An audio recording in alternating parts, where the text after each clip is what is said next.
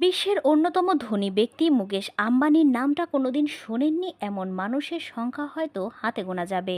রিলায়েন্স গোষ্ঠীর মালিক মুকেশ আম্বানির সম্পদের নিরিখে গত কয়েক দশক ধরে ধনীতম মর্যাদা পেয়েছেন। পাশাপাশি মুকেশ আম্বানির জায়া নীতা আম্বানির পরিচিতিও রয়েছে দেশজুড়ে। রিলায়েন্স ফাউন্ডেশন, ধীরুভাই আম্বানি ইন্টারন্যাশনাল স্কুলের প্রতিষ্ঠাতা এবং রিলায়েন্স ইন্ডাস্ট্রির পরিচালক তিনি।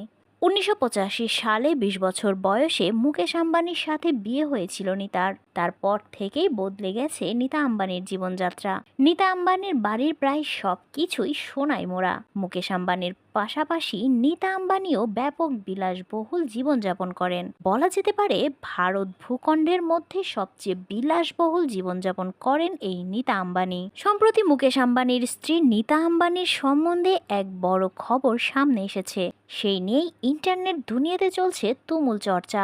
জানা গেছে নীতা আম্বানি অত্যন্ত বিলাসবহুল জীবনযাপন করলেও তিনি কখনোই স্বর্ণের গহনা পরেন না। বিভিন্ন বিদেশি ব্র্যান্ড ও বেস্ট ইন ক্লাস প্রোডাক্ট ব্যবহার করে থাকেন গোটা আম্বানি পরিবার। নীতা আম্বানির পোশাক থেকে শুরু করে ব্যাগ, জুতো ইত্যাদি সবকিছুই বিশাল দামি। তবে তিনি কোনো দিনই স্বর্ণের গহনা পরেননি। আসলে নীতা আম্বানি মোটেও স্বর্ণ পছন্দ করেন না। তিনি স্বর্ণের পরিবর্তে মহামূল্যবান হিরে এবং মুক্তোর নেকলেস পরে থাকেন। ওই সমস্ত নেকলেসের দাম সোনার থেকে অনেক গুণ বেশি হয়।